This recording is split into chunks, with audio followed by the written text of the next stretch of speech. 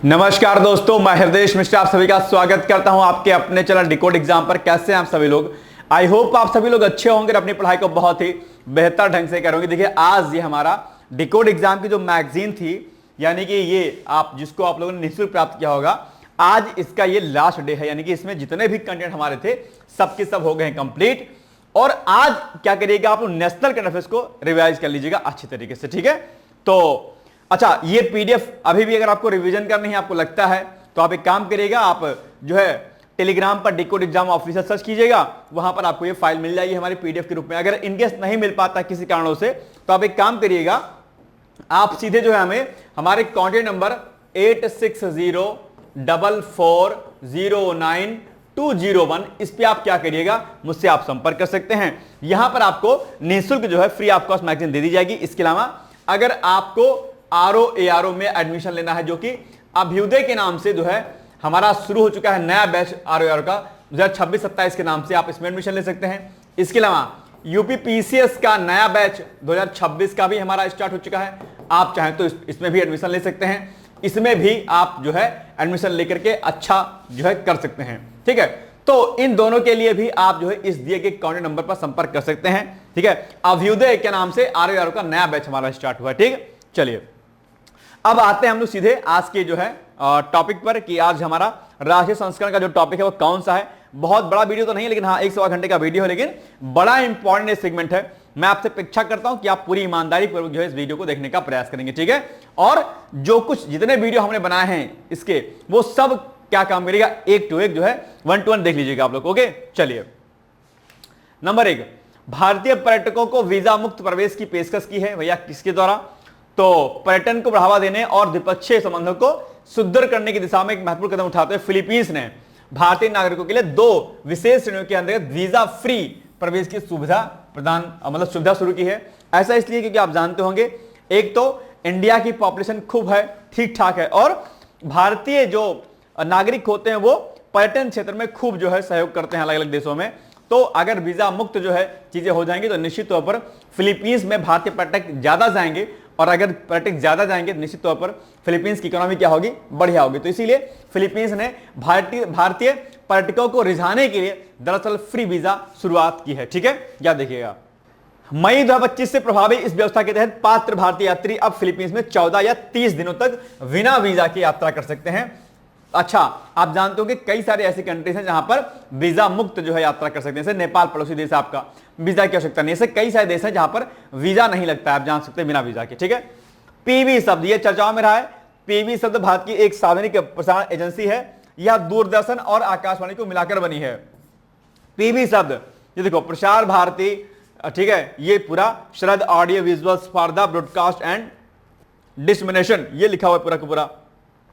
तो प्रसार भारती की एक क्या सेवा है जो मीडिया संगठनों को बिना किसी शुल्क के समाचार सामग्री क्या करती है, प्रदान करती है। जो भी अलग अलग मीडिया के लोग होंगे उनको जो है संगठनों को ये सूचना यहां से मिल जाती है, भैया ये सूचना को चलानी है, ठीक है? बिना किसी कॉस्ट के, बिना किसी पैसे के, कि ले जो फ्री है ना? सरकारी योजनाएं और जो कुछ घटनाक्रम चल रहे होते हैं उनकी सूचना देती है।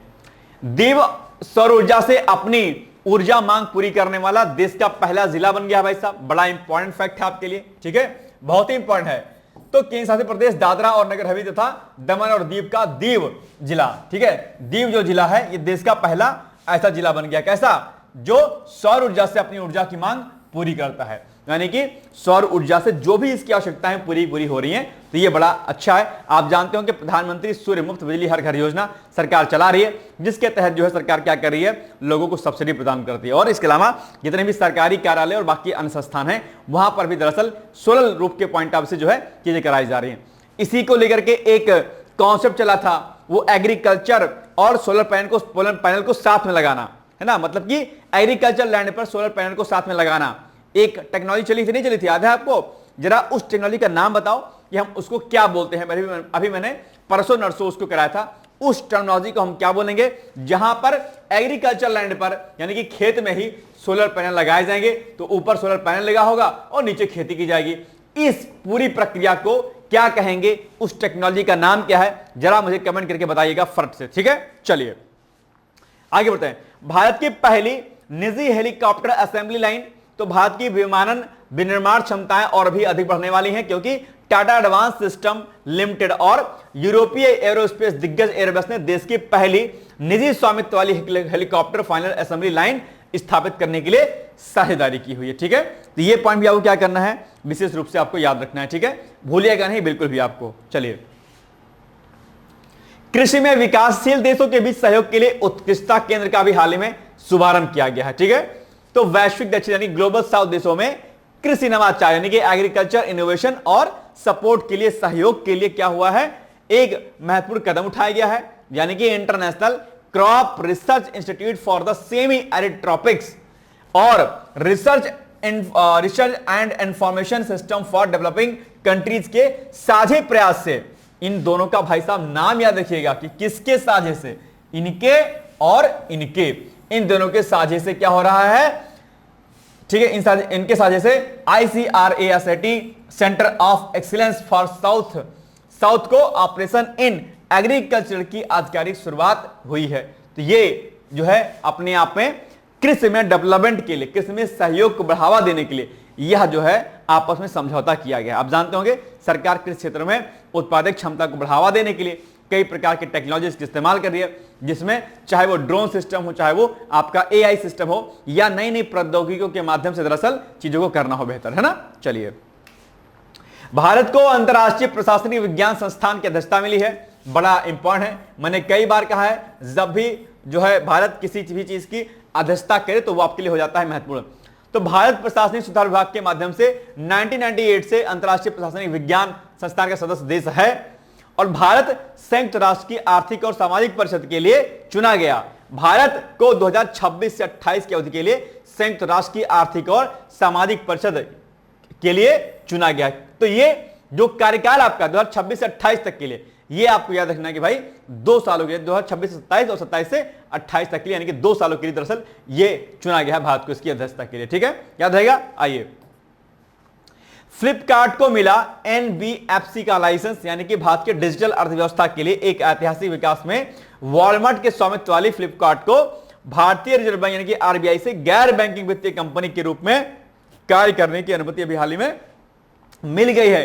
तो ये प्रश्न आपके लिए हो जाता है इंपॉर्टेंट, पूछ लेगा कि अभी हाल ही में किस जो है ऑनलाइन कंपनी को RBI के द्वारा गैर बैंकिंग वित्तीय कंपनी के रूप में कार्य करने की अनुमति दे दी गई है। आप कहेंगे सर वॉलमार्ट की जो तत्वाधान में जो कंपनी चलती है जिसको हम फ्लिपकार्ट बोलते हैं, वो वॉलमार्ट भी आप जानते हो कि वॉलमार्ट भी क्या है, अपने आप में एक अमेरिका की कंपनी साथ, है ना।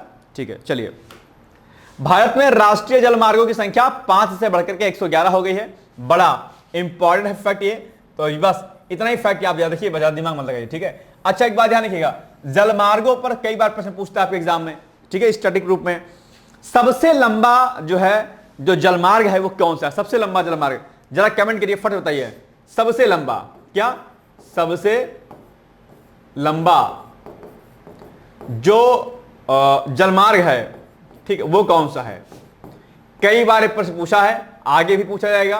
ठीक है, तो बताइएगा कि कौन सा आपका जो है, सड़क मार्ग भी कई बार पूछ लेता है। ठीक है, सड़क मार्ग और जल मार्ग दोनों बताइएगा मुझे आप, क्या, सड़क मार्ग, ठीक, सड़क मार्ग बताइए। जल मार्ग सबसे लंबा कौन सा है, कहां से कहां तक का है, और सड़क मार्ग कहां से कहां तक का सबसे लंबा है, यानी कौन सा ऐसा हाईवे है, राष्ट्रीय हाईवे है। ठीक है, बताइएगा मुझे, कमेंट करके तुरंत इसका रिप्लाई कीजिएगा आप लोग। ओके, आइए आगे बढ़ते हैं। भारत की पवन ऊर्जा 10.5% से बढ़कर के 51.5 गीगावाट तक पहुंची है। आप जानते होंगे ये भी नवीकरणीय ऊर्जा स्रोत के को बढ़ावा देने के लिए एक बड़े कदम के रूप में इसको भी दिखाया जा रहा है। आप सोचिए 10.5% था और 51.5 गीगावाट हो गया, एक बड़ा जो है इसमें जो है आप क्या कहते हैं बदलाव देखने को पा रहे होंगे। ठीक है, तो बस इतना पॉइंट आप याद रखिए, ज्यादा यहां पर पढ़ने की आपको आवश्यकता नहीं, छोड़ दीजिए। ठीक है, चलिए, भारत सरकार ने 2030 तक, सुनना ध्यान से, भारत सरकार ने 2030 तक भारत की ऊर्जा मांग का 50% गैर जीवाश्म ईंधन स्रोतों से पूरा करने और 2070 तक शुद्ध शून्य कार्बन उत्सर्जन की स्थिति हासिल करने का लक्ष्य रखा है। बड़ा इंपॉर्टेंट फैक्ट है, इसको एकदम से आपको याद रखना है कि भाई 2030 तक का क्या लक्ष्य है। तो 2030 तक का लक्ष्य भारत का है कि भारत की ऊर्जा का मांग का 50% गैर जीवाश्म ईंधन स्रोतों से, और 2070 तक क्या करना है, शुद्ध शून्य कार्बन उत्सर्जन यानी कि जीरो एमिशंस कार्बन, है ना। आप जानते होंगे, इसको पढ़े होंगे। चीन, संयुक्त राज्य अमेरिका और जर्मनी के बाद भारत दुनिया की चौथी सबसे बड़ी स्थापित पवन ऊर्जा क्षमता वाला देश है। तो ये प्रश्न भी आपके एग्जाम पूछ लेगा कि बताओ भारत पवन ऊर्जा के मामले में कुल कौन से स्थान पर, आप कहेंगे चौथे स्थान पर। पिछले तीन कौन से देश हैं, तो चाइना, अमेरिका और जर्मनी है। तो चाइना, अमेरिका, जर्मनी और फिर भारत, ये चौथी सबसे बड़ी पवन ऊर्जा क्षमता हासिल करने वाला क्या है, ये देश है। ठीक है, याद रहेगा पॉइंट, बिल्कुल भी स्किप मत कीजिएगा आप लोग। ठीक है, ऐसे फैक्ट आपके एग्जाम में अक्सर पूछे जाते हैं। नाउ नेक्स्ट, भारत के पहले कृषि ड्रोन स्वदेशीकरण केंद्र का उद्घाटन, तो जो आपके कमलेश पासवान जी हैं उन्होंने ही 14 जून 2024 को कहां पर, चेन्नई में गरुड़ एरोस्पेस की कृषि ड्रोन स्वदेशीकरण सुविधा का उद्घाटन किया है। ठीक, बस नेक्स्ट है, Bharat render paste virus cattle flag की रोकथाम हेतु एलीट ग्लोबल ग्रुप में क्या हुआ है, शामिल हुआ है। ओके, तो ये एक वायरस अपने आप में खतरनाक होता जानते होंगे। तो भारत ने वैश्विक पशु स्वास्थ्य और जैव सुरक्षा के क्षेत्र में उस समय तक महत्वपूर्ण उपलब्धि हासिल की है जब भोपाल स्थित ICAR राष्ट्रीय उच्च सुरक्षा पशु रोग संस्थान को विश्व पशु स्वास्थ्य संगठन और संयुक्त राष्ट्र के खाद्य एवं कृषि संगठन यानी कि FAO द्वारा श्रेणी ए रेंडर पेस्ट होल्डिंग फैसिलिटी के रूप में क्या किया गया है, मान्यता दी गई है। तो इसलिए खुशखबरी वाली बात है भाई साहब। रेंडर पेस्ट जिसे कभी मवेशी प्लेग के नाम से भी जाना जाता था, वर्ष 2011 में इसके वैश्विक उन्मूलन से पहले इतिहास में सबसे विनाशकारी पशुधन रोगों में से क्या था, एक था। बड़ा, जैसे मनुष्यों में कैंसर सबसे बड़ी बीमारियों में से एक माना जाता है, ठीक उसी प्रकार से पशुओं की बात करें तो उसमें से ये रोग जो हम पढ़ रहे हैं, ये रोग जो क्या है अपने आप में मवेशी प्लेग के रूप में, ये बड़ा घातक था, इससे पशु बचते नहीं थे अपने आप में। ठीक है, तो ये जो क्या कहते हैं, इसका नाम आपको क्या करना है, याद रखना। ठीक है, ये देखिए कैटल प्लेग है ना, कैटल प्लेग, जैसे मनुष्यों में प्लेग फैल जाता तो महामारी पूरी आती, वैसे कैटल प्लेग है अपने आप में। ठीक है, चलिए, भारत का पहला of grid green hydrogen plant, तो अडानी समूह ने भारत के नवीकरणीय ऊर्जा क्षेत्र में एक ऐतिहासिक उपलब्धि हासिल की है, जहां 23 जून 2025 को गुजरात के कच्छ में देश का पहला of grid 5 megawatt green hydrogen pilot जो है प्लांट चालू किया गया। किसके द्वारा, अडानी समूह के द्वारा। कब, 23 जून को, कहां पर, गुजरात के कच्छ में। देश का कौन सा है ये हाइड्रोजन ग्रीन हाइड्रोजन प्लांट, तो पहला है। ओके, याद रखिएगा पॉइंट। चलिए आगे, इफ्को ने ब्राजील में पहला विदेशी नैनो उर्वरक जो है संयंत्र स्थापित किया अपने आप, यानी कि ये पहला ऐसा जो है देश है जहां पर इफ्को ने भारत देश से बाहर अपना संयंत्र जो है क्या किया, स्थापित किया।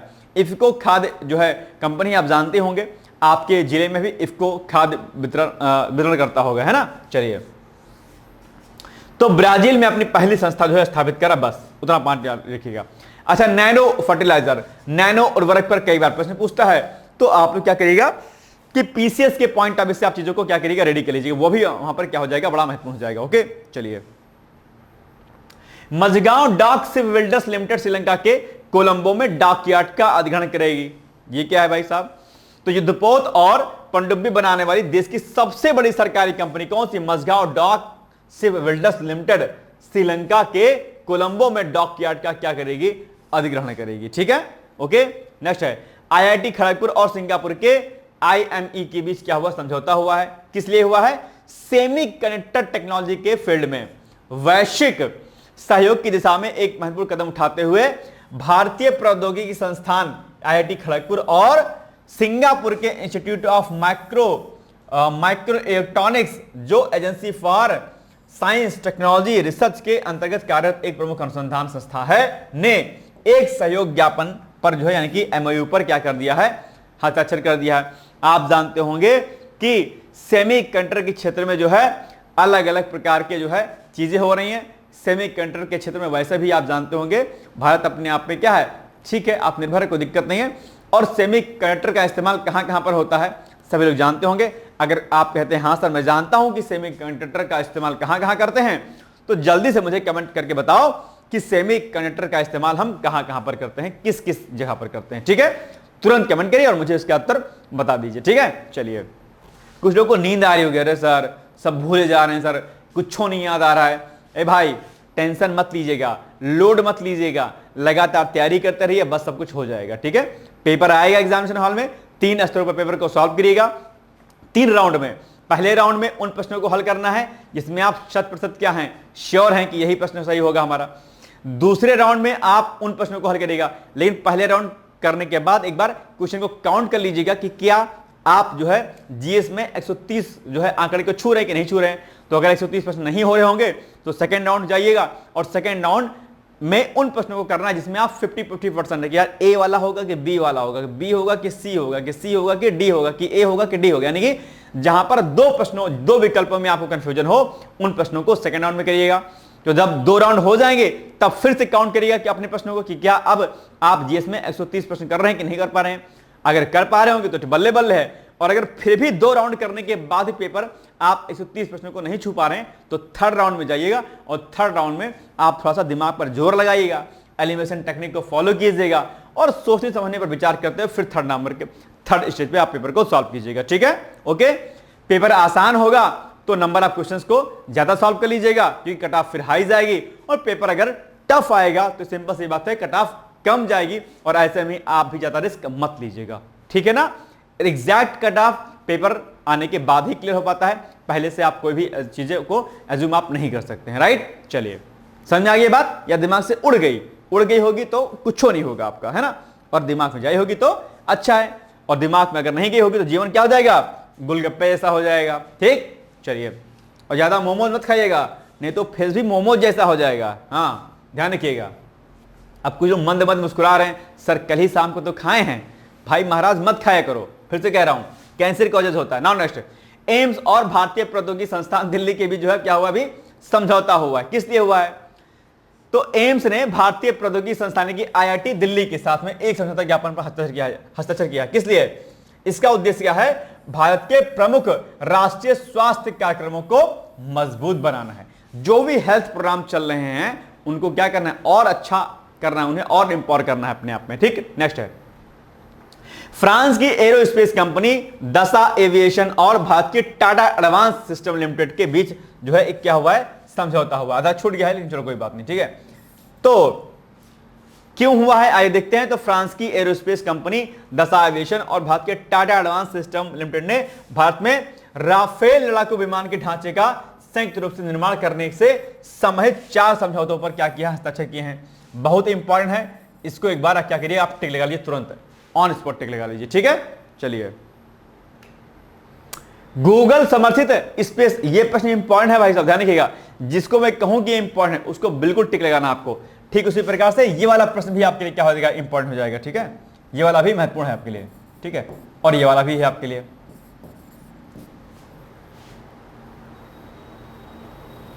चलिए, ये दोनों,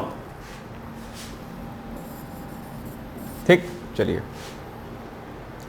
गूगल समर्थित स्पेस टेक स्टार्टअप पिक्सल एवं रक्षा मंत्रालय, ये क्या भाई साहब, तो बेंगलुरु में स्थित गूगल समर्थित स्पेस टेक स्टार्टअप पिक्सल ने भारतीय वायुसेना यानी कि इंडियन एयरफोर्स के लिए एक उन्नत हाइपर स्पेक्ट्रल और मिड वेव इंफ्रारेड पेलोड विकसित करने के लिए रक्षा मंत्रालय के तहत इनोवेशन फॉर डिफेंस एक्सीलेंस के साथ दूसरा समझौता भी हाल ही में क्या किया है, किया हुआ है। ठीक है, चलिए, तो दिल्ली मेट्रो और ऑस्ट्रेलिया के मोनाश विश्वविद्यालय के बीच साझेदारी हुई है।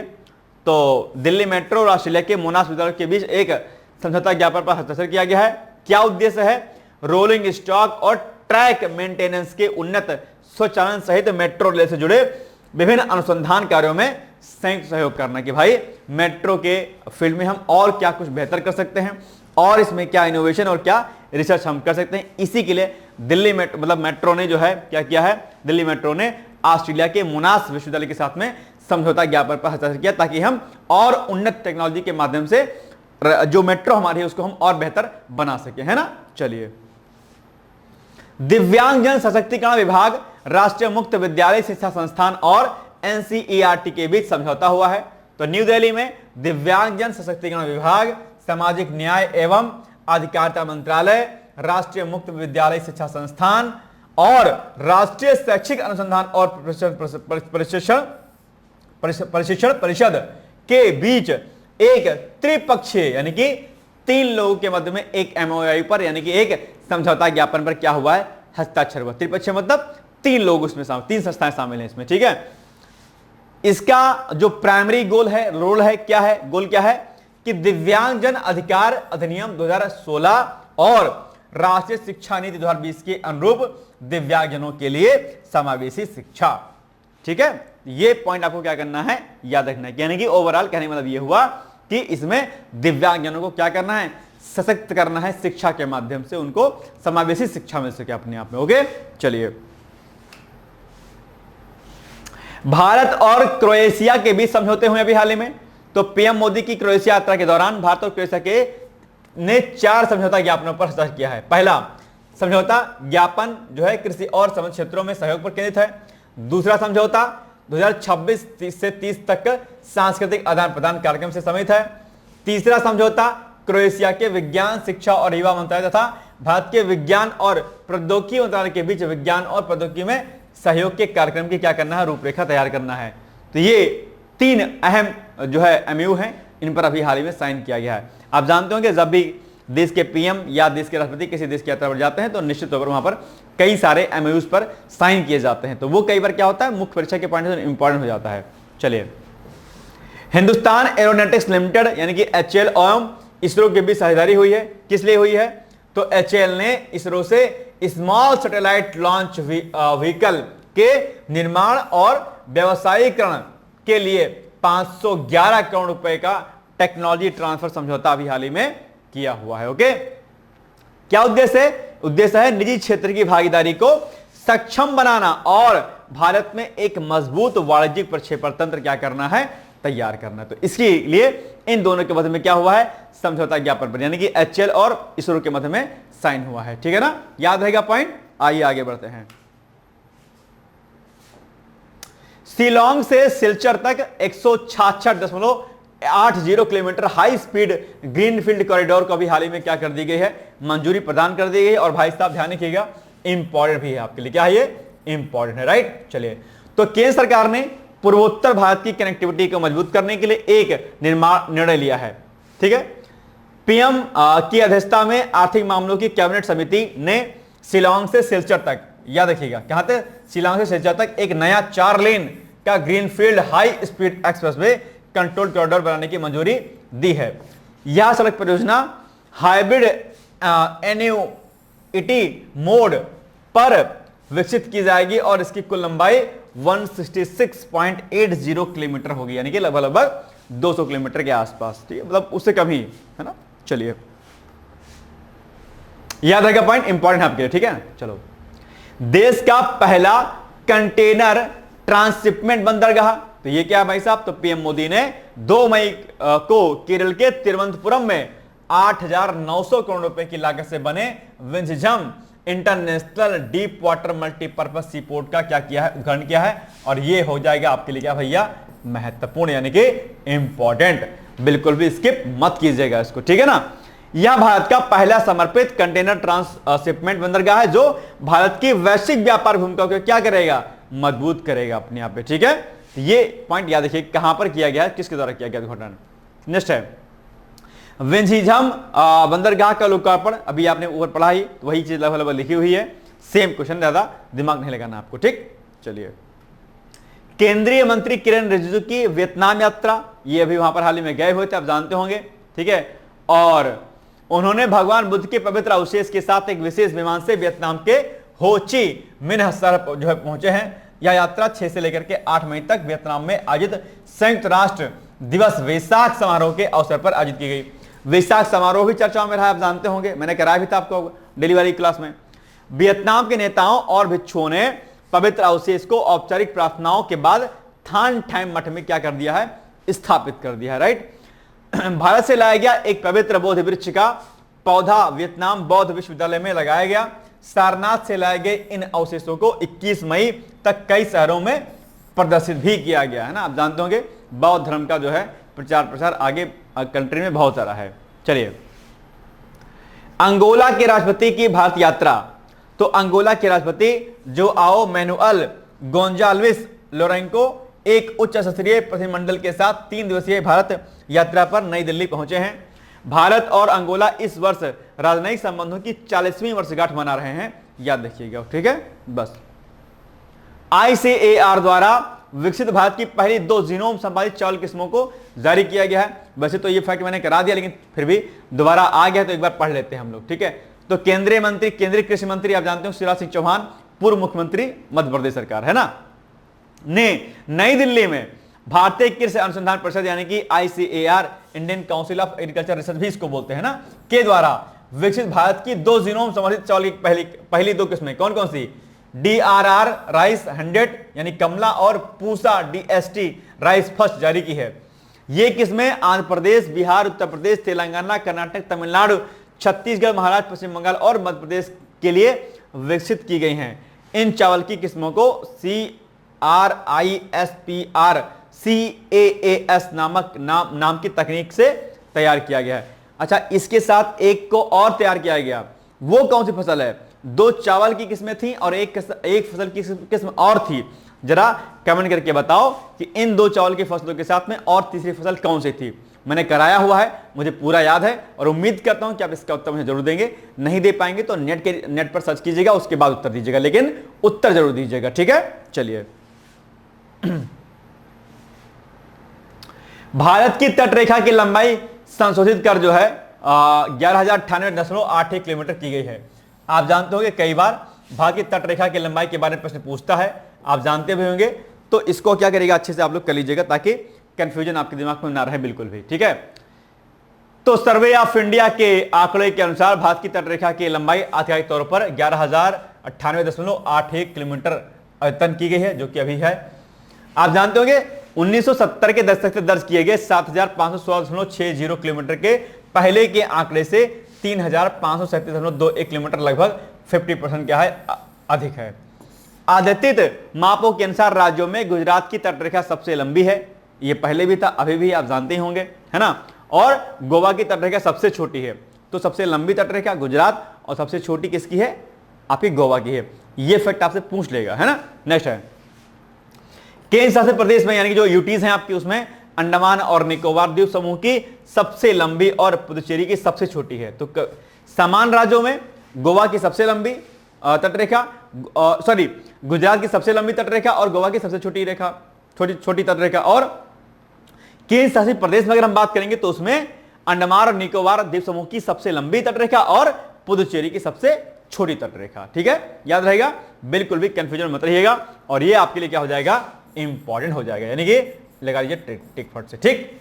आगे बढ़े, नेक्स्ट है भारत का पहला चीता संरक्षण गलियारा, यह भी बड़ा इंपॉर्टेंट है आपके लिए और एग्जाम में आ भी सकता है। तो राजस्थान भारत के पहले अंतर राज्य चीता संरक्षण गलियारे में एक प्रमुख भागीदार बनने के लिए तैयार है, जो मध्य प्रदेश के साथ मिलकर 17,000 वर्ग किलोमीटर का वन्यजीव गलियारा स्थापित करेगा।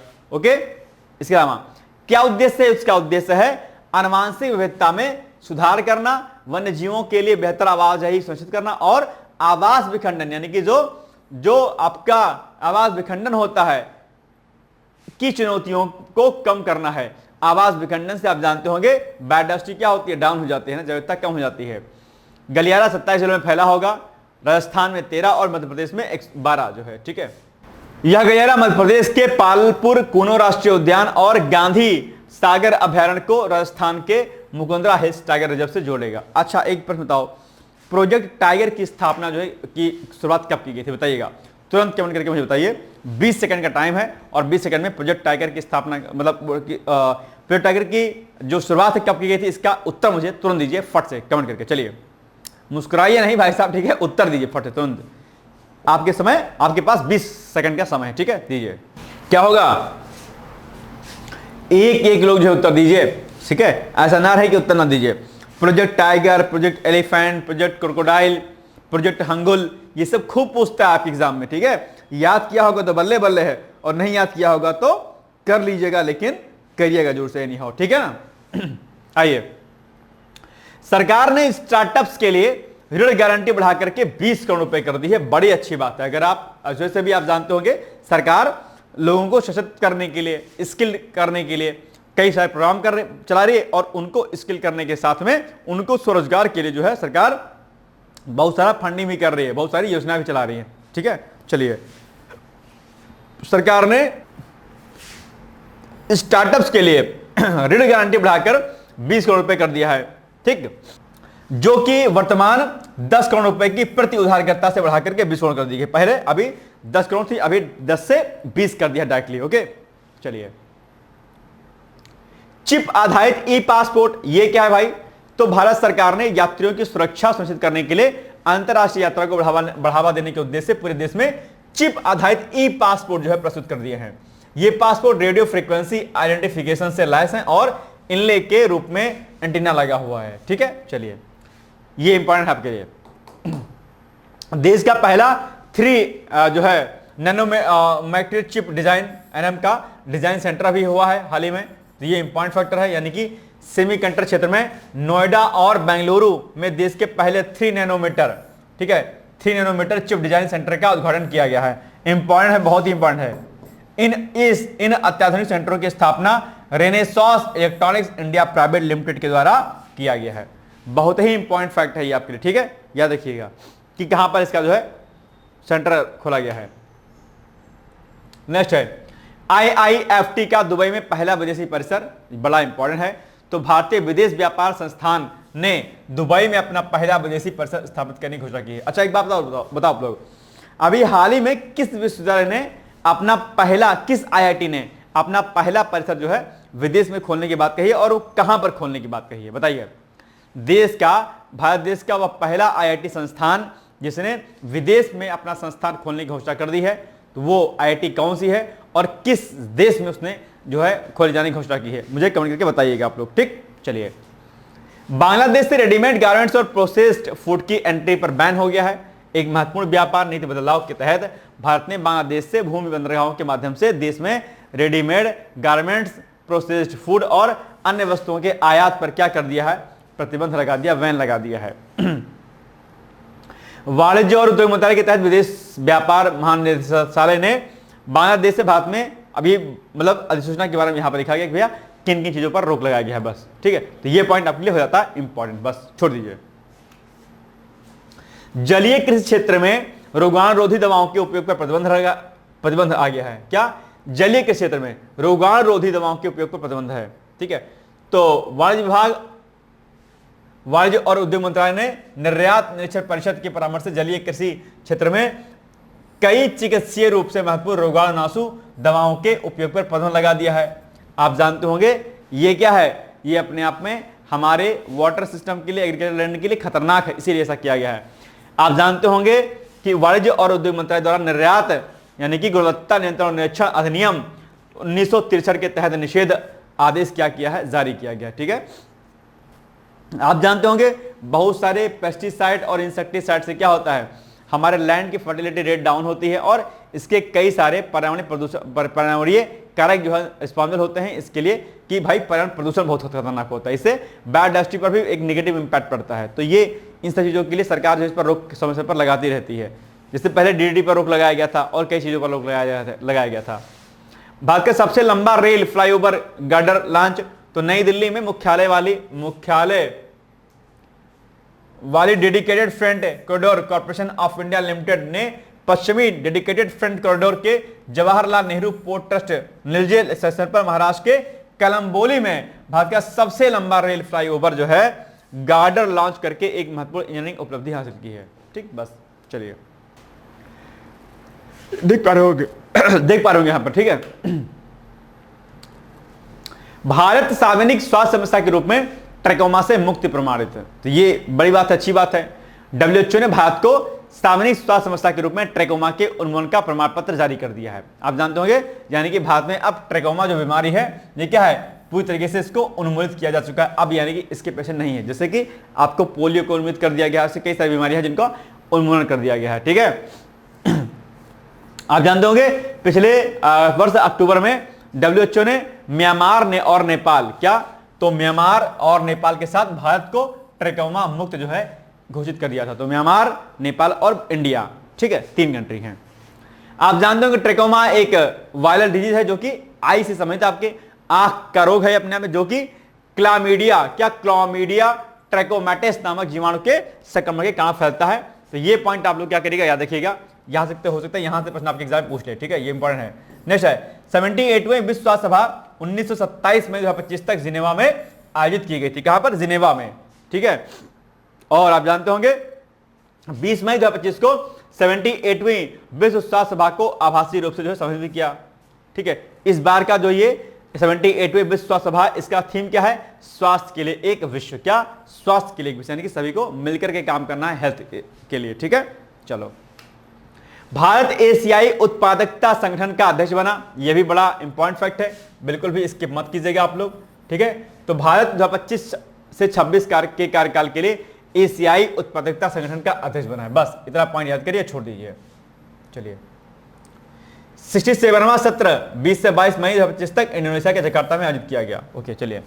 कोंकण रेलवे का भारतीय रेलवे में अभी क्या हुआ है? हाल ही में विलय कर दिया गया। बस इतना आपको पॉइंट याद रखना है, यानी कि महाराष्ट्र सरकार ने कोंकण रेलवे कॉर्पोरेशन लिमिटेड के भारतीय रेलवे में लंबे समय से लंबित विलय को अनिवार्य रूप से मंजूरी प्रदान कर दी है। तो कोंकण रेलवे का विलय हो गया है भारतीय रेलवे में, ठीक है। चलिए, आईज गॉट कर्मयोगी, ये क्या है भाई साहब? तो इसको बोलते हैं हम लोग इंटीग्रेटेड गवर्नमेंट ऑनलाइन ट्रेनिंग। क्या? इंटीग्रेटेड गवर्नमेंट ऑनलाइन ट्रेनिंग कर्मयोगी प्लेटफॉर्म, जो भारत के सिविल सेवकों के लिए अग्रणी डिजिटल लर्निंग पोर्टल है, ने एक महत्वपूर्ण उपलब्धि हासिल की है। इस पर 1 करोड़ से अधिक पंजीकृत उपयोगकर्ता जो है क्या हो चुके हैं, ठीक है। तो ये सब इसमें कई सारे पॉइंट हैं, इसको एक बार देख लीजिएगा आप लोग। नेक्स्ट है क्वांटम प्रौद्योगिकी अनुसंधान केंद्र का अभी हाल ही में क्या हुआ है? उद्घाटन किया गया है, ठीक है। क्या है ये? तो रक्षा अनुसंधान एवं विकास संगठन ने 27 मई 2025 को दिल्ली के मेटकॉफ हाउस में क्वांटम प्रौद्योगिकी अनुसंधान केंद्र का उद्घाटन किया है। इस सुविधा का उद्घाटन रक्षा अनुसंधान एवं विकास विभाग के सचिव और डीआरडीओ के अध्यक्ष डॉक्टर समीर वी कामत ने किया है। ओके, जिसका उद्देश्य क्या है? सामरिक और रक्षा एप्लीकेशन के लिए स्वदेशी क्वांटम क्षमताओं को और क्या करना है? मजबूत कर देना है, ठीक है ना। ये पॉइंट आपके लिए क्या सबसे महत्वपूर्ण है, याद रखिएगा, इसको बिल्कुल भी स्किप मत कीजिएगा। चलिए, भारतीय प्रौद्योगिकी संस्थान यानी कि आईआईटी नई दिल्ली एवं केंद्रीय जल आयोग के बीच साझेदारी भी हाल ही में हुई है, ठीक है। तो भारतीय प्रौद्योगिकी संस्थान की आईआईटी नई दिल्ली और जल शक्ति मंत्रालय के अंतर्गत केंद्रीय जल आयोग ने डेटा साइंस, आर्टिफिशियल इंटेलिजेंस और मशीन लर्निंग सहित कई आधुनिक तकनीकों को लेकर एक समझौता ज्ञापन पर हस्ताक्षर किया है। क्या उद्देश्य है इसका उद्देश्य है अत्याधुनिक तकनीकों के अनुप्रयोगों के माध्यम से जल संसाधन का क्या करना? प्रबंधन करना। इसी के लिए यानी कि वाटर मैनेजमेंट करने के लिए ही, वाटर मैनेजमेंट को और मजबूत करने के लिए ही यह समझौता ज्ञापन पर हस्ताक्षर किया गया है, ठीक है। तो इसमें और कई सारे पॉइंट हैं। इसमें जल संसाधन प्रबंधन के लिए हाइड्रो सूचना विज्ञान उपकरणों और प्रौद्योगिकियों का अनुप्रयोग, नवीनतम प्रौद्योगिकियों का उपयोग करके बाढ़ प्रबंधन, पर्यावरण प्रभाव व्यवस्था का आकलन, जल गुणवत्ता विश्लेषण और सिंचाई प्रबंधन जो है शामिल है। यानी कि ओवरऑल जल प्रबंधन को अलग अलग क्षेत्रों में किस प्रकार से हम उसको मैनेज कर सकते हैं, इसी के लिए दरअसल यह समझौता ज्ञापन का हस्ताक्षर किया गया है। चाहे वो बात जो है सिंचाई की हो, पेयजल की हो या किसी अन्य क्षेत्र की हो, हर जगह पर जल संसाधन को क्या करना? मजबूत करना है, ठीक है, मैनेजमेंट करना है उसका। चलिए, अब छोटा सा आपके सामने एडवर्टाइजमेंट है कि अगर आपका लक्ष्य यूपीएससी आरओ 2026-27 का, जो कि नई वैकेंसी आपकी आने वाली है, अभी भी आपके पास समय है। बिना देरी के डिकोड एग्जाम पर जो बैच स्टार्ट किया गया है, अभ्युदय बैच 2026-27 के नाम से, ठीक है, इस बैच को आप ले सकते हैं। 5 अगस्त से क्लास हमारी स्टार्ट हो जाएंगी। और अगर बात हम लोग एडमिशन की करते हैं भाई साहब, तो एडमिशन क्या है? एडमिशन ऑलरेडी हमारा स्टार्ट हो चुका है, ठीक है। एडमिशन इसमें ले सकते हैं। आप जानते होंगे डिकोड एग्जाम विगत 5 वर्षों में 45+ सिलेक्शन दे चुका है और ये ईमानदारी पूर्वक दिया गया है। कुछ उनकी मेहनत, कुछ हमारी मेहनत, ठीक है। तो दोनों का मिला जुला समायोजन जो है कहीं ना कहीं सफलता तक ले गया। आप भी अपनी सफलता को सुनिश्चित कर सकते हैं अगर आज से अभी आप लोग लग जाएंगे, ठीक है। अगर कमी इस बार के एग्जाम में रह गई है कुछ, जो कि एग्जाम आपका 27 जुलाई को हो, तो अब अगले सिरे से अगली बार आप लोग बेहतर प्रदर्शन करिए और उसके लिए दिए गए नंबर यहां पर हैं।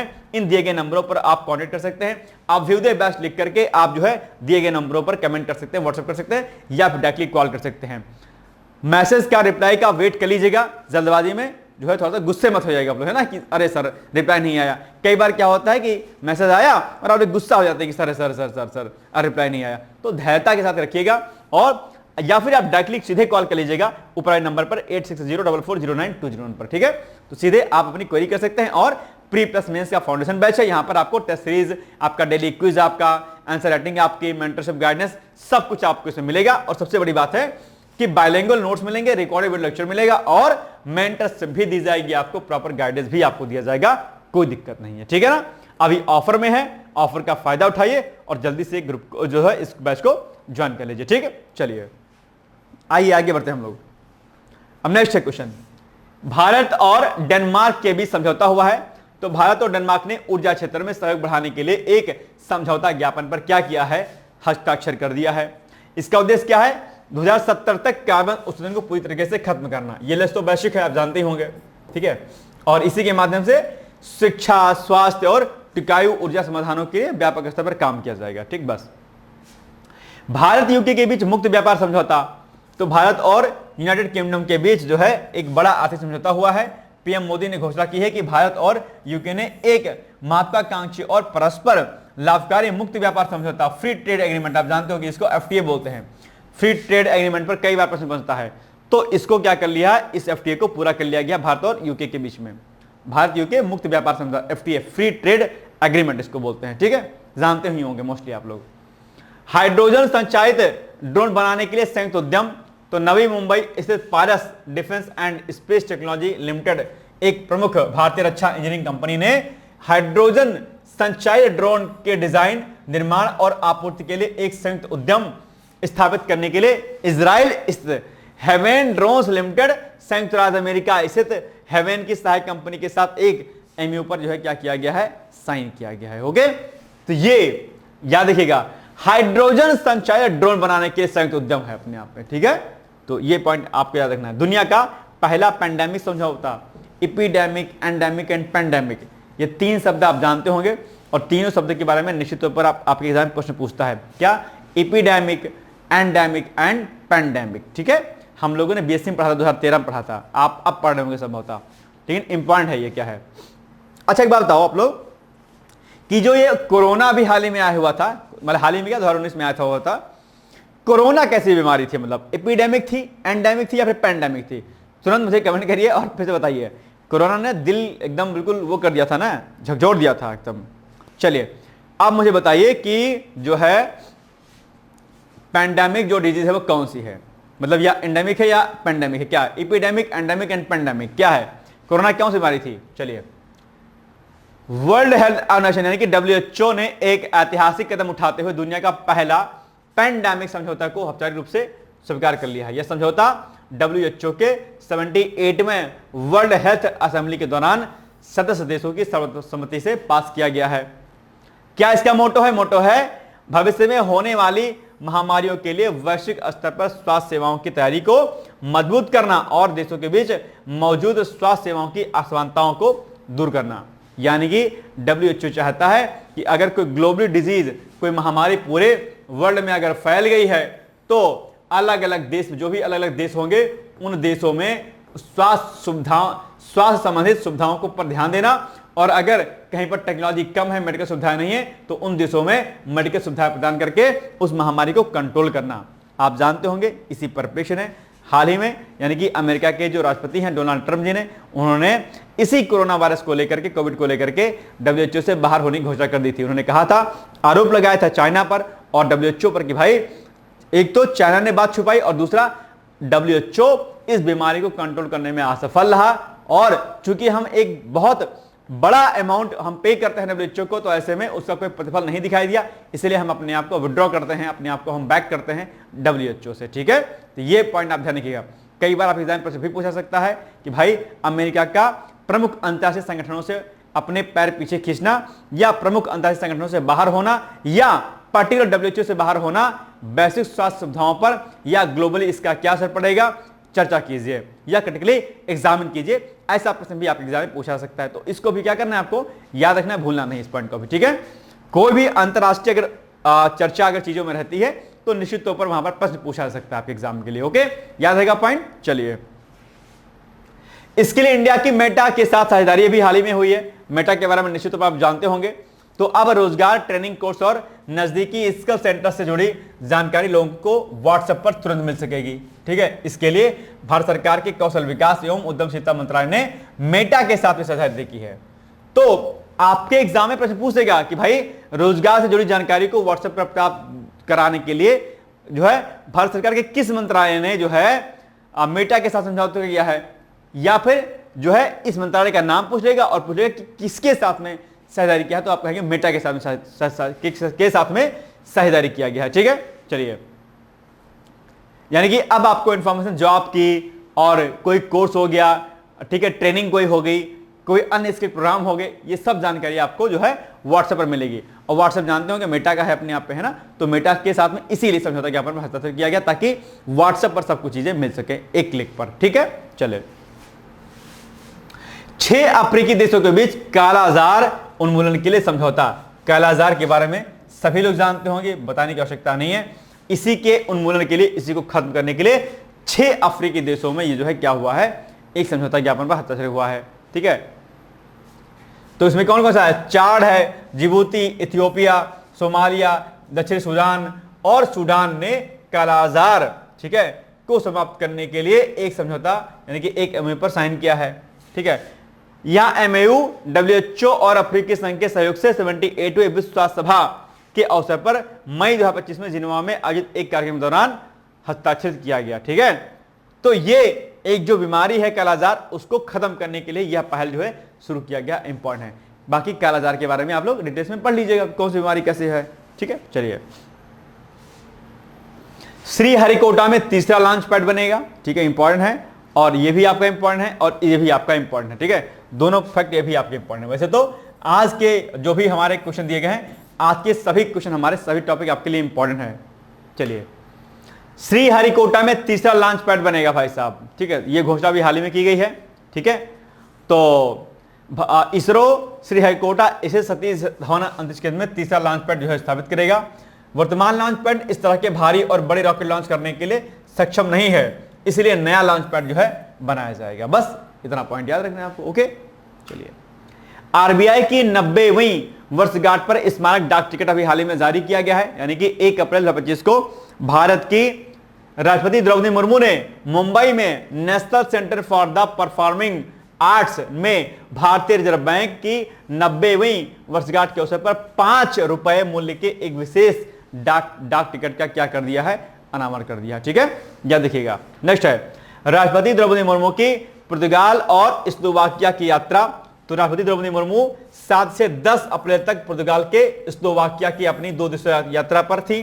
ठीक है, ये पिछले 25 से अधिक वर्षों में भारत के राष्ट्रपति द्वारा इन देशों की पहली राष्ट्रीय यात्रा है, इसलिए क्या है, ये यात्रा इंपॉर्टेंट हो जाती है। राइट, और आप जानते हो कि भारत और पुर्तगाल अपने राजनयिक संबंधों के समय 50 वर्ष पूर्व होने के जो है क्या कर रहे हैं, जश्न मना रहे हैं।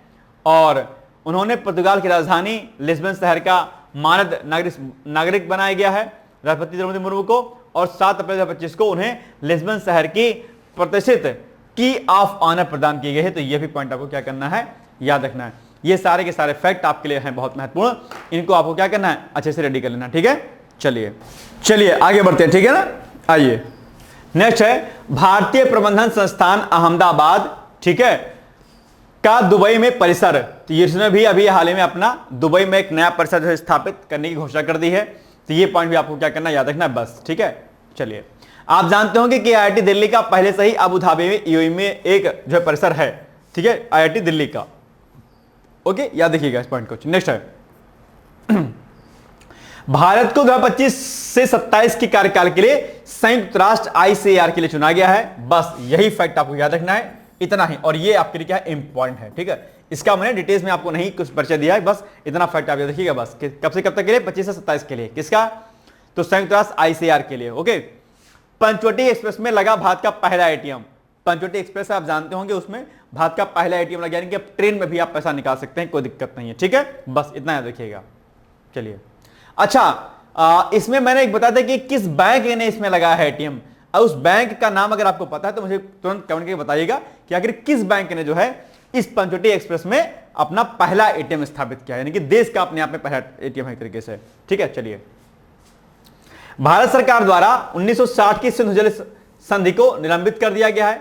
एक ये चर्चाओं में रहा और इसके बारे में डिटेल्स में जानकारी आपको होगी ही, बहुत व्यापक स्तर पर होगी। आप जानते होंगे पहलगाम आतंकी हमले के बाद सरकार ने 1960 यानी कि 1960 में स्थापित जो है ये जो आपका सिंधु जल संधि थे इसको निलंबित कर दिया है। ठीक है, और आप जानते हो इससे बड़े स्तर पर जो है संयुक्त आबादी जो है क्या होगी, इससे जो है प्रभावित होगी। ठीक है, विश्व बैंक के मध्यस्थता में ही जो है इसको किया गया था।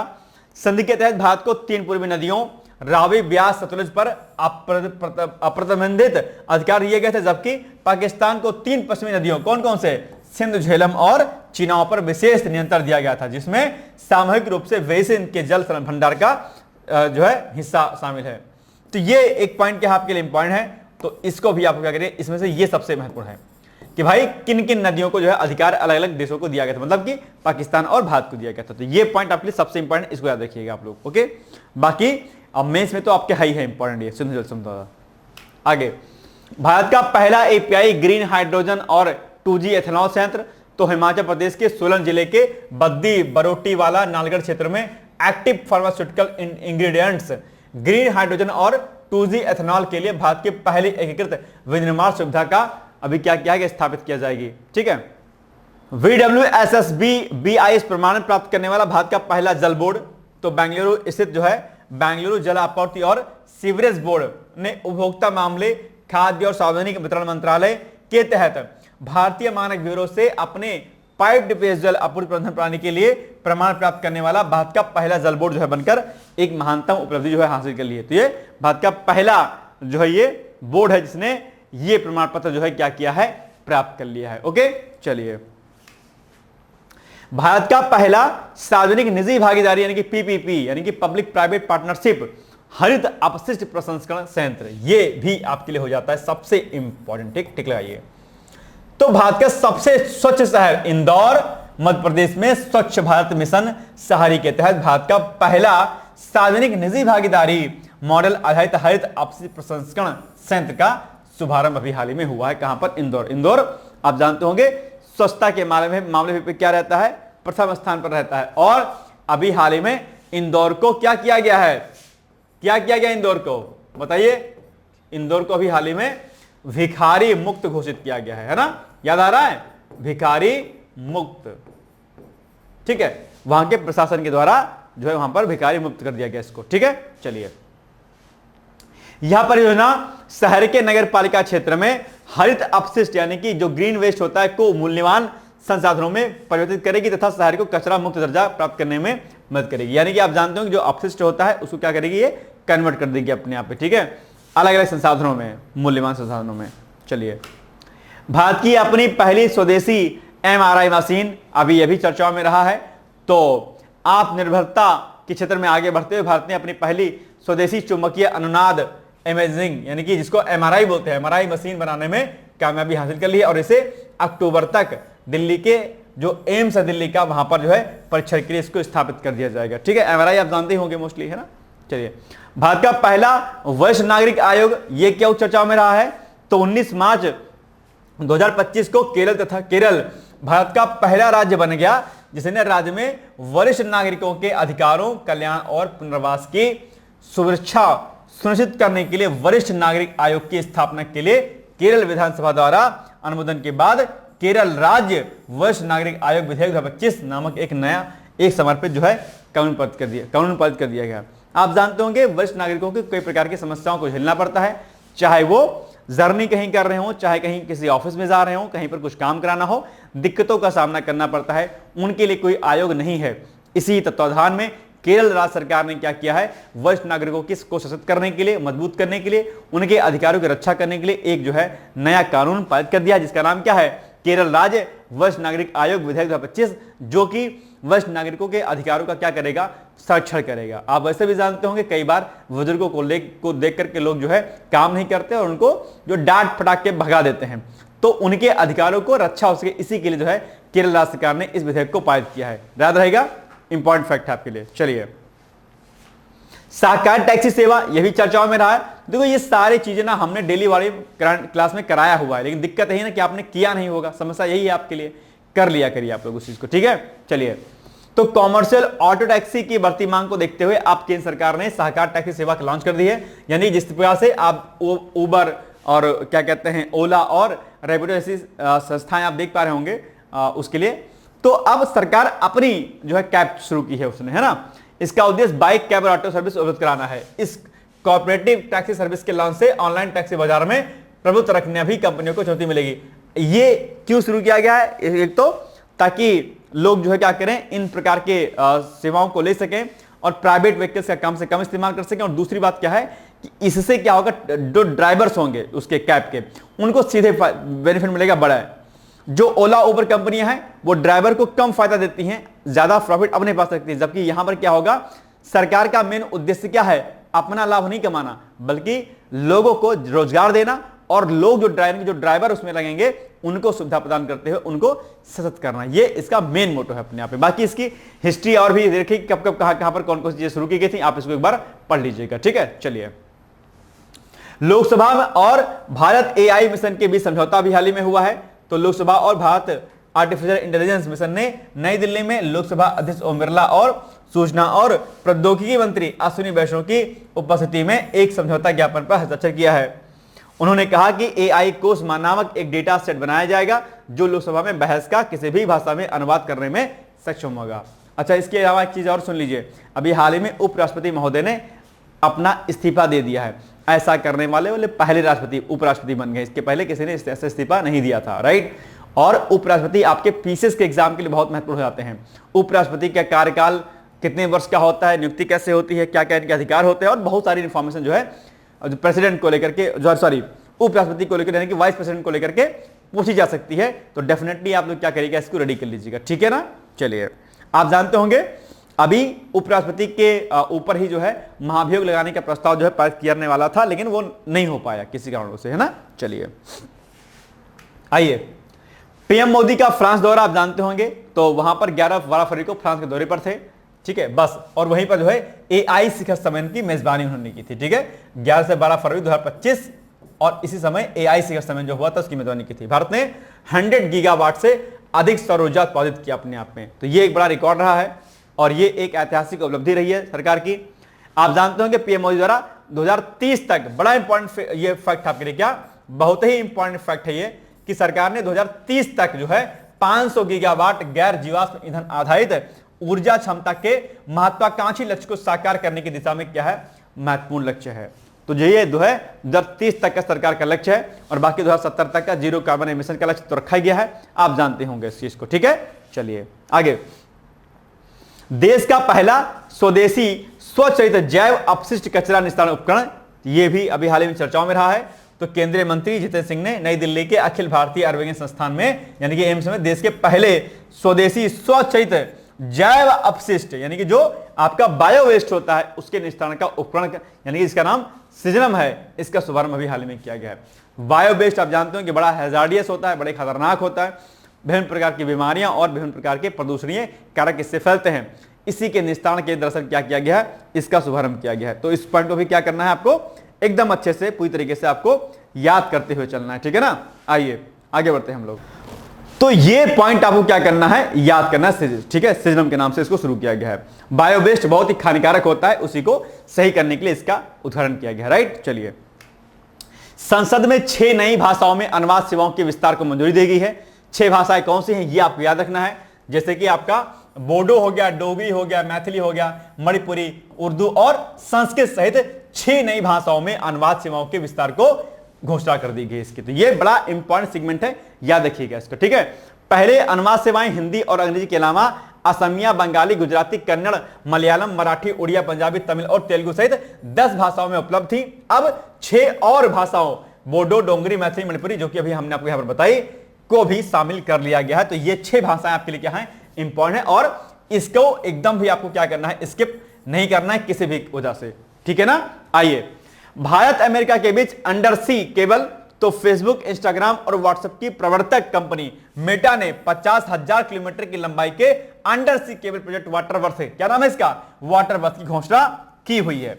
ये इंपॉर्टेंट है और इसका उद्देश्य क्या है, भारत अमेरिका के बीच डिजिटल कनेक्टिविटी को क्या करना है, बढ़ावा देना है। और वैसे भी सरकार डिजिटलाइजेशन पर ज्यादा फोकस कर रही है।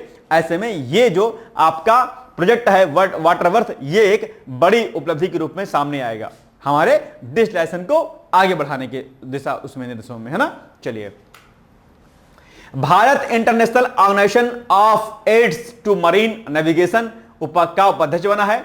तो भारत को सिंगापुर में international organisation of aids to marine navigation का उपाध्यक्ष चुना गया है।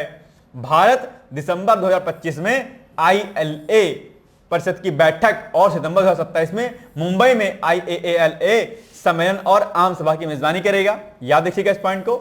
सिंगापुर ने 18 से 21 फरवरी 2025 तक समुद्री नेविगेशन के लिए अंतरराष्ट्रीय संगठन यानी कि IAALA की पहली आम सभा की मेजबानी की हुई है। भारत कब करेगा मेजबानी, यहां पर लिखा हुआ याद रखिएगा, ठीक है। नेक्स्ट है बागेश्वर धाम चिकित्सा एवं विज्ञान अनुसंधान संस्थान की आधारशिला हाल ही में भी PM मोदी ने की है। जानते होंगे बागेश्वर धाम का तो नाम निश्चित तौर पर आप लोग जानते होंगे, चर्चाओं में बागेश्वर वाले बाबा जी रहते हैं, ठीक है। चलिए थल सेना अध्यक्ष COSS जनरल उपेंद्र द्विवेदी की फ्रांस यात्रा पर गए हुए थे। 4 दिवस की जो है इनकी यात्रा थी, कब से कब तक, 24 से लेकर के 27 फरवरी 2025 तक के। उद्देश्य क्या था, दोनों देशों के बीच मजबूत सैन्य संबंधों को मजबूत करना यानी कि बढ़ावा देना। बस तो ये डेट और किस देश की यात्रा पर से, ये 2 पॉइंट आपको याद रखने इसमें से, बस ओके, इतना ही। चलिए भारत बंगाल की खाड़ी अंतर सरकारी संगठन का क्या बना है, अध्यक्ष बना है। तो भारत क्षेत्रीय बंगाल की खाड़ी कार्यक्रम अंतर सरकारी संगठन का अध्यक्ष बन गया है। माले मालदीव में बंगाल की खाड़ी कार्यक्रम अंतर सरकारी संगठन की 13वीं गवर्निंग काउंसिल की बैठक में भारत ने बांग्लादेश से अध्यक्षता ग्रहण कर ली है। गवर्निंग काउंसिल बंगाल की खाड़ी कार्यक्रम अंतर सरकारी संगठन की सर्वोच्च निर्णय लेने वाली संस्था है, जिसकी साल में एक बार क्या होती है, बैठक होती है, ठीक है ना। नेक्स्ट है भारत के पहले बायो बैंक और पशु संग्रहालय का अनावरण। तो फरवरी 2025 में दार्जिलिंग स्थित Padmaja Naidu Himalayan zoological park, जिसे दार्जिलिंग चिड़ियाघर के नाम से जाना जाता है, ने भारत का पहला बायो बैंक और एक पशु संग्रहालय भी हाल ही में क्या किया है, खोला है। इस पॉइंट को भी आपको क्या करना है, याद रखना है, बड़ा महत्वपूर्ण है आपके लिए, है ना। चलिए आगे बढ़ते हैं हम लोग। वेराइट्स फेल्सपार, मीका और क्वार्ट्ज को प्रमुख खनिजों के रूप में अभी हाल ही में वर्गीकृत किया गया है। तो फरवरी 2025 में खान मंत्रालय ने इन संसाधनों की खोज और वैज्ञानिक खनन को बढ़ावा देने के लिए वेराइट्स फेल्सपार, मीका और क्वार्ट्ज को प्रमुख खनिजों के रूप में पुनर्वर्गीकृत करने की घोषणा कर दी अभी हाल ही में। याद रखिएगा पॉइंट ये भी आप लोग, ठीक है। रक्षा मंत्रालय एवं भारत इलेक्ट्रॉनिक्स के बीच समझौता। तो रक्षा मंत्रालय ने नौसेना के लिए 11 गश्ती जहाज और 3 प्रशिक्षण पोस्ट उपलब्ध कराने के लिए भारत इलेक्ट्रॉनिक्स के साथ एक समझौता ज्ञापन पर हस्ताक्षर अभी हाल ही में क्या किया है, कर दिया है। याद रखिएगा इस पॉइंट को, ठीक है ना। चलिए समझौते के तहत EON 51 नामक ऑप्टिकल फाइबर नियंत्रण प्रणाली की खरीद की जाएगी, जिसे लक्ष्यों की खोज में आगे क्या होगी, इसको मदद मिलेगी। बस इतना पॉइंट आपको क्या करना है, याद रखना है, ठीक है ना। चलिए भारत और इंडोनेशिया के बीच समझौता भी हाल ही में हुआ है।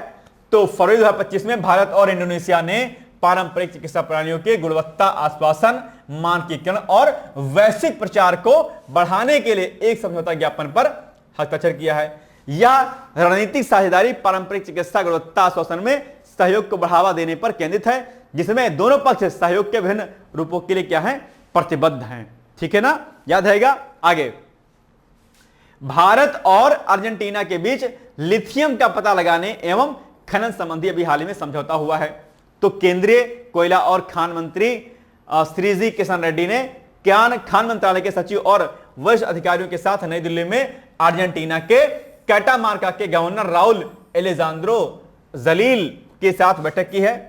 इसका मुख्य आकर्षण खान मंत्रालय के तहत एक सार्वजनिक उपक्रम mineral exploration and consultancy limited और अर्जेंटीना के कैटामार्का की प्रांतीय सरकार के बीच समझौता ज्ञापन पर हस्ताक्षर करना था, जो महत्वपूर्ण खनिजों का पता लगाने और संसाधन विकास में मजबूत सहयोग को क्या करेगा, इसका मार्ग प्रशस्त करेगा, ठीक है। ये पॉइंट तो अभी पूछ सकता है आपके एग्जाम में कि अभी हाल ही में भारत ने किस देश के साथ में लिथियम का पता लगाने एवं खनन संबंधी समझौता ज्ञापन पर हस्ताक्षर किया है। तो कौन सा देश है वो, अर्जेंटीना देश है आपका, क्या है, अर्जेंटीना है, ठीक है। अच्छा लिथियम का उपयोग कहां कहां पर कर सकते हैं, जरा बताइएगा। लिथियम का उपयोग हम कहां कहां पर कर सकते हैं, जल्दी से कमेंट करके मुझे इसका बताइए उत्तर। अब जैसे जब भी कोई चीज पढ़ा करो तो जो टर्मिनोलॉजी आया कर, मैंने कई बार आपसे कहा है कि जो जो शब्द आया करे बीच में उन शब्दों के बारे में गहनता के साथ उसकी जानकारी लिया करिए। ठीक है, चलिए।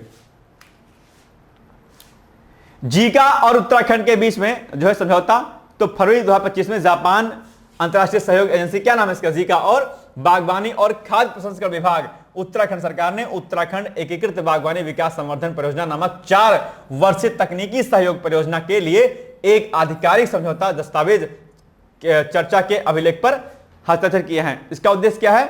इसका उद्देश्य है उत्तराखंड के टिहरी, गढ़वाल और नैनीताल जिलों में बागवानी उत्पादन को बढ़ावा देना और बाजार प्रणालियों में क्या करना है, सुधार करना है। ठीक है, नेक्स्ट है भारतीय सेना का ACADA प्रणालियों की खरीद हेतु समझौता, यानी कि भारतीय सेना ने 80 करोड़ रुपए से अधिक की लागत से 223 स्वचालित रासायनिक पदार्थ डिटेक्शन और अलार्म ACADA प्रणालियों की खरीद के लिए एक अनुबंध पर हस्ताक्षर कर दिया है। ठीक है ना। पर्यावरण से हवा का नमूना लेकर रासायनिक युद्ध में इस्तेमाल होने वाले और प्रोग्राम किए गए विषैले औद्योगिक रसायनों का पता लगाने के लिए इस प्रणाली का उपयोग किया जाता है। तो बस इसीलिए क्या है, ये बड़ा इंपॉर्टेंट है अपने आप में।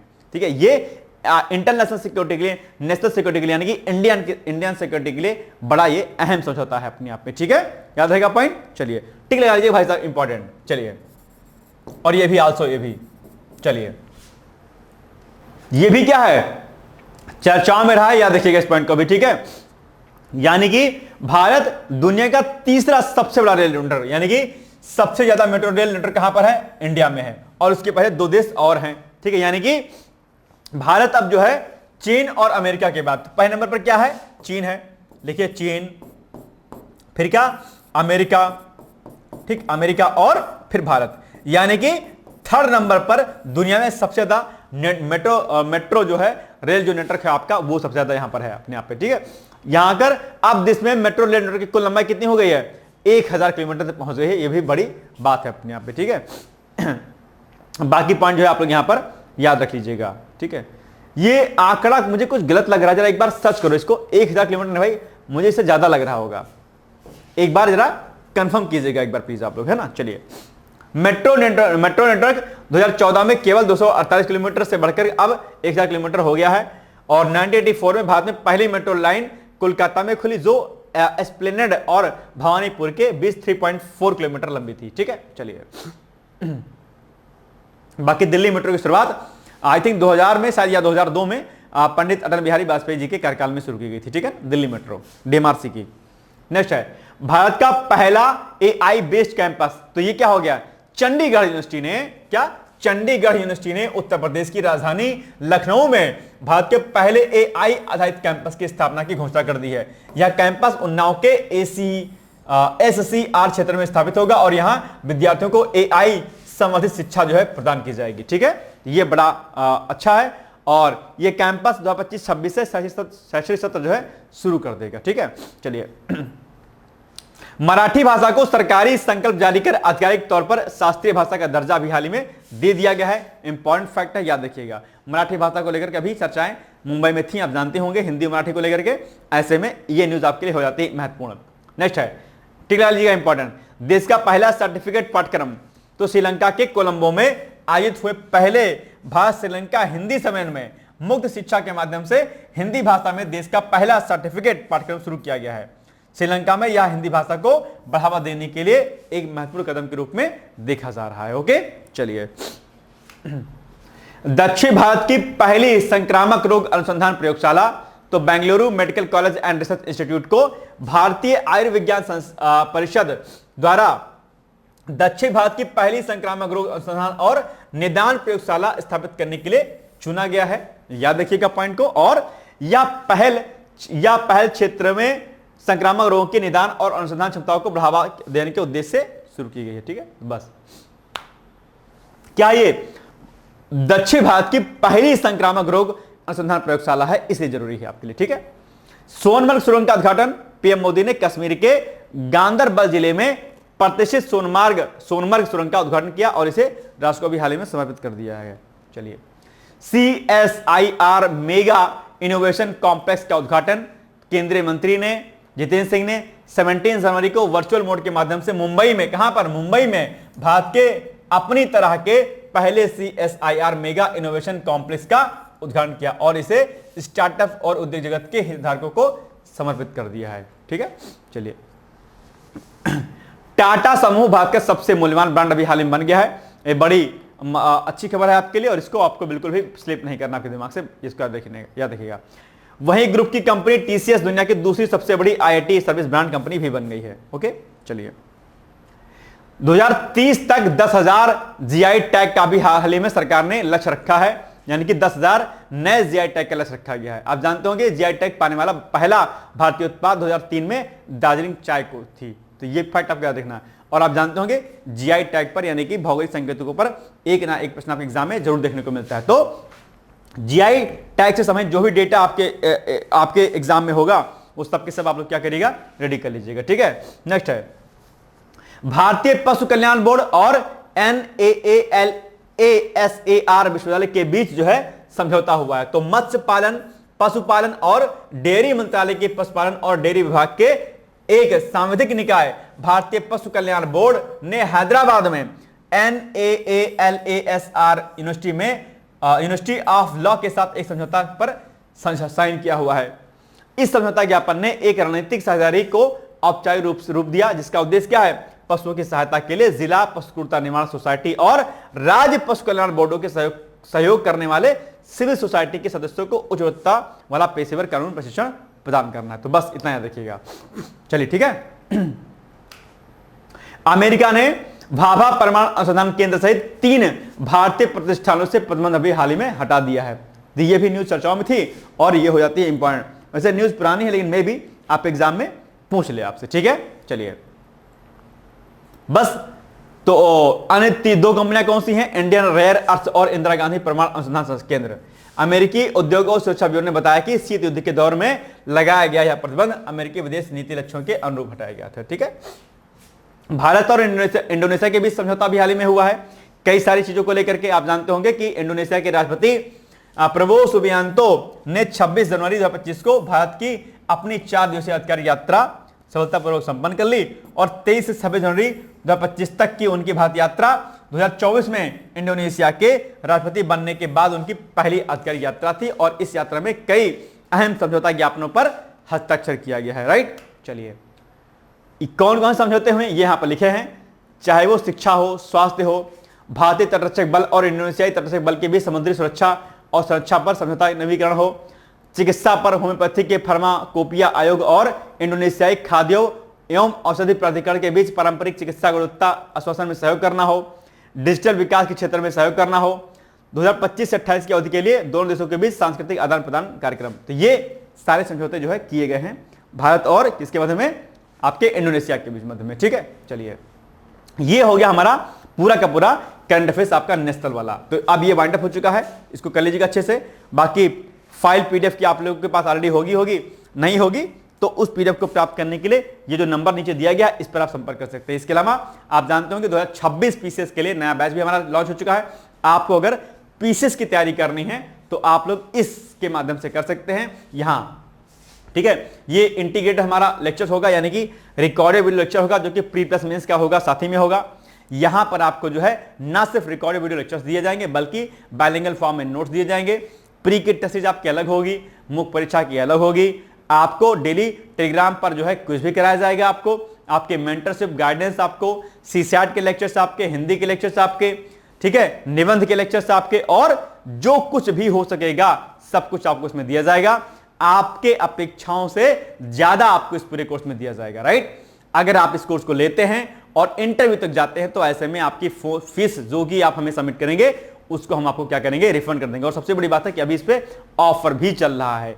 सारे टीचर्स वेल एजुकेटेड हैं, ऐसा कोई भी टीचर नहीं है कि जो एवी चला आया हो जिसको नॉलेज नहीं है। सभी चीजों का एक लंबा जो है अपना एक एक्सपीरियंस रहा है और हमने पूरी कोशिश की है कि आप इस कोर्स को ले अगर तो आपको किसी बाहरी स्रोत पर आपकी डिपेंडेंसी ना रहे कि सर अब ये वाली किताब सर यार नोट्स नहीं, कुछ नहीं। जितना हम पढ़ाएंगे अगर आपने उसको ईमानदारी पूर्वक किया, और सबसे इंपॉर्टेंट जो क्या है उत्तर लेखन, यानी कि मेंस की ऐसा राइटिंग प्रैक्टिस है, अगर आपने इसको कर लिया डेफिनेटली आपका जो है क्या हो जाएगा, आपका एग्जाम क्लियर हो जाएगा। वादे के साथ मैं कहता हूं, लेकिन शर्त इतनी सी है कि आपको यह काम करना ही करना पड़ेगा पूरे शिद्दत के साथ। तो आज ही कोर्स में एडमिशन लीजिए और अपने पढ़ाई को आगे करिए और बहुत ही मिनिमम फीस पर इस कोर्स को लॉन्च किया गया है। अगर आपको इस कोर्स को लेना है उसके लिए PCS 2025-26 लिख करके आप हमें हमारे कॉन्टैक्ट नंबर 8604409201 पर आप व्हाट्सएप कर सकते हैं या फिर आप हमें कॉल भी कर सकते हैं। तो आपके अग्रिम भविष्य के लिए शुभकामनाएं हैं, उज्जवल भविष्य के लिए। और इस कोर्स को अगर लेंगे तो आप इससे आपको आरओ की तैयारी भी हो जाएगी और यूपीएससी की तैयारी हो जाएगी और पीसी की तैयारी तो आपकी ऑलरेडी हो ही जाएगी। ठीक है, तो ये एक छोटा सा अपडेट था, बाकी हम लोग मिलेंगे। और आज हमारा ये जो डिकोड एग्जाम की जो मैगजीन थी उसका जितना कंटेंट था हमारा, राष्ट्रीय अंतरराष्ट्रीय खेल और बाकी जो चीजें थी वो हमने सारी की सारी करा दी हैं। अब आप लोग इसको आराम से रिवीजन कर लीजिएगा। मैगजीन के लिए हमने आपको बोल ही दिया कि आप कहां से प्राप्त कर सकते हैं। तो अब अंतिम रूप से शुभकामना है और टेंशन बिल्कुल मत लीजिएगा। करंट अफेयर्स का एक बड़ा सेगमेंट जो है आपको हमने करा दिया है और अभी दैनिक रूप से जो करंट अफेयर्स हमारा चल रहा था अब उसको पुनः से हम लोग अब 1 अगस्त से शुरू करेंगे। तब तक आप लोग पढ़ते रहिए, मस्त रहिए और जो कुछ भी हमसे हो पाएगा मैं आपके लिए करूंगा। 2-3 दिन बचे हैं, 2-3 दिन आगे बढ़िए, मौज मस्ती करिए, सारा का सारा कंटेंट आपको करिए, रिवीजन कर लीजिए। ठीक है, तो पुनः से न सिर्फ मेरी ओर से बल्कि पूरे डिकोड परिवार की ओर से आपको जो है शुभकामना है। अच्छे से करिएगा, शुभकामना है। दैनिक रूप से करंट अफेयर्स जो हमारे क्लास होगा वो अब मिलेगा आपको 27 जुलाई के बाद, यानी कि लगभग 1 अगस्त से हम पुनः से जो सीरीज हम लोग दैनिक रूप से करंट अफेयर्स करते थे उसको हम लोग करेंगे। तो उस क्लास में आपका स्वागत है। तब तक के लिए मस्त रहिए, व्यस्त रहिए। वैसे कोशिश करूंगा कि 28-29 से मैं क्लास स्टार्ट कर दूं, लेकिन फिर भी आप लोग तब तक के लिए मस्त रहिए, मुस्कुराते रहिए। कहीं कोई दिक्कत होगी सीधे जो है आप मुझे इस नंबर पर संपर्क कर लीजिए। कोई टेंशन अगर होता है, कोई लोड होता है पढ़ाई में, किसी कोर्स में एडमिशन लेना है, कोई दिक्कत हो रही है या लोड हो रहा है, कुछ समझ में नहीं आ रहा है, सीधे इस नंबर पर आप मुझे संपर्क कर सकते हैं। ठीक है, तो आप बस मस्त रहिए और टेंशन मत लीजिएगा। कहा गया है ना कि जो है जब छोड़ दी सुख की कामना, आरंभ कर दी साधना, फिर धार क्या मझधार क्या और भगवान शंकर हो गए, फिर राग क्या श्रृंगार क्या। ठीक है, तो लोड मत लीजिए, बाकी जो कुछ मिलेगा ठीक है, आपने मेहनत की होगी, सफलता आपको मिलनी है। करंट अफेयर्स का सारा सेगमेंट हम लोग करा दिया है। दैनिक रूप से करंट अफेयर्स हमने कराया, ठीक है, मैगजीन का हमने करंट अफेयर्स कराया, आज दृष्टि का शिवम सर ने कराया, आरओ के बैच में ऑलरेडी आपको करंट अफेयर्स मिल ही रहा है मैगजीन के रूप में। जो कुछ हो सकता था सब कुछ हमने आपको कराया है। जो कुछ कहा आपने, सारी चीज हमने डिमांड आपकी पूरी की है। आपके सहयोग के लिए हम आगे भी तत्पर रहेंगे, अभी भी तत्पर हैं। पुनः से आपको बहुत सारी शुभकामनाएं हैं। ऑल द बेस्ट है and thank you so much. Bye bye, take care. दोस्तों, क्या आप PCS अधिकारी बनना चाहते हैं? यदि हाँ, तो डिकोड एग्जाम लेकर आया है यूपी PCS फाउंडेशन कोर्स 2025। यह एक ऑल इन वन कोर्स है जिसमें प्रीलिम्स मेंस दोनों ही परीक्षाओं के लिए वीडियो लेक्चर, NCERT और standard books based bilingual notes उपलब्ध कराया जा रहा है। इस कोर्स में प्री और मेंस के सभी प्रीवियस ईयर क्वेश्चंस पेपर भी वीडियो लेक्चर के माध्यम से कोर्स में सम्मिलित होंगे। साथ ही साथ में कोर्स का कंटेंट गुणवत्तापूर्ण होने के साथ ही साथ एग्जाम ओरिएंटेड है, जिससे कोर्स लेने वाले स्टूडेंट्स को कोई भी बाहरी पुस्तक या नोट्स पढ़ने की आवश्यकता न पड़े। इस कोर्स में प्रीलिम्स और मेंस के टेस्ट सीरीज तथा आंसर राइटिंग प्रोग्राम भी शामिल है, जिसके साथ ही साथ टेलीग्राम ग्रुप में रेगुलर टॉपिक वाइज टेस्ट कराए जाएंगे। इसके साथ ही CSAT, निबंध तथा सामान्य हिंदी की अतिरिक्त कक्षाएं भी चलाई जाएंगी तथा हमारे कोर्स से परीक्षा में सफल होकर इंटरव्यू देने वाले विद्यार्थियों को इंटरव्यू की भी तैयारी कराई जाएगी और अंतिम परिणाम कुछ भी हो, पूरी फीस उन्हें रिवार्ड के स्वरूप जो है वापस कर दी जाएगी तथा अगले बैच में उन्हें निःशुल्क प्रवेश प्रदान किया जाएगा। उल्लेखनीय है कि डिकोड एग्जाम एक संस्थान के रूप में 5 वर्ष के अपने सफल कार्यकाल में अब तक 55 से अधिक विद्यार्थियों को विभिन्न परीक्षाओं में अंतिम सफलता दिलाने में अपना सफल योगदान दे चुका है। इस कोर्स की फीस 15,000 रुपये निर्धारित की गई है, लेकिन पहले प्रवेश लेने वाले 100 विद्यार्थियों को 3,000 रुपये की विशेष छूट दी जा रही है। और अधिक जानकारी के लिए हमारे संस्थान के नंबर 6307495944 पर संपर्क करें।